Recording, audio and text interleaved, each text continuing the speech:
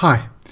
Now suppose you have a differential equation like this one, a multiplied by d squared y by dx squared plus b times dy by dx plus cy equals 0, where a, b and c are constants. Then this type of equation is known as a second order linear differential equation. And this equation has a solution based on the form y equals ae to the power mx, where a is a constant.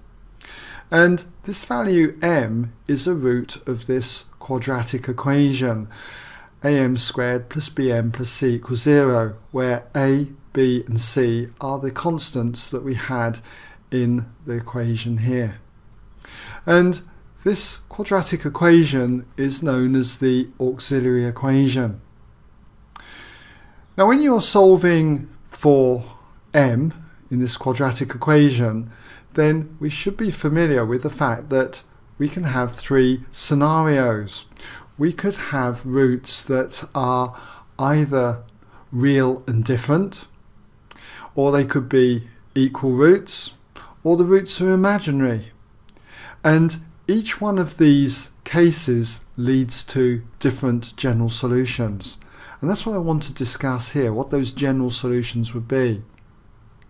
So let's take the first situation, when the roots are real and different. And that happens when the discriminant for this quadratic equation, the discriminant being b squared minus 4ac, that's always a positive value, greater than 0. That's going to lead to m equaling two roots, let's say m1 and m2. And the general solutions turn out to be of this particular form. Okay, that form is y equals a e to the power m1x plus b e to the power m2x, where a and b are arbitrary constants. Now let's have a look at what happens when the roots are equal. When the roots are equal, the discriminant b squared minus 4ac is equal to 0. And that means that we get two roots which are exactly the same. Let's say those two roots for m are m1 and m1. Okay?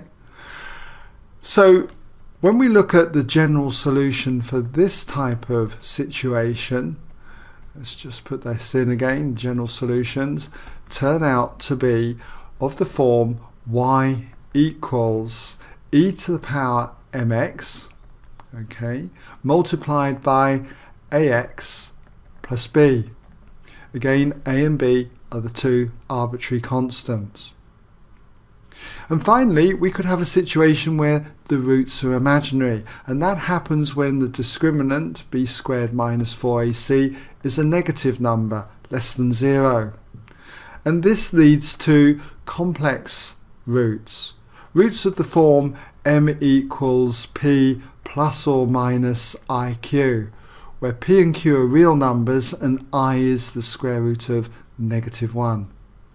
And when we get a situation like this, the general solutions of this type of equation turn out to be of the form y equals e to the power px, the real part of this complex number, all multiplied by a cos of qx plus b sine qx, where a and b are again are arbitrary constants. Now I've given you these without proof, okay, but I would strongly encourage you to learn these different general solutions for these three different cases. And what you should see here is three links now to examples based on these different cases. So you might like to try them, okay, just click on the links, or even go on my website examsolutions.net, where you'll see not only this but links to other videos, all totally free. Okay?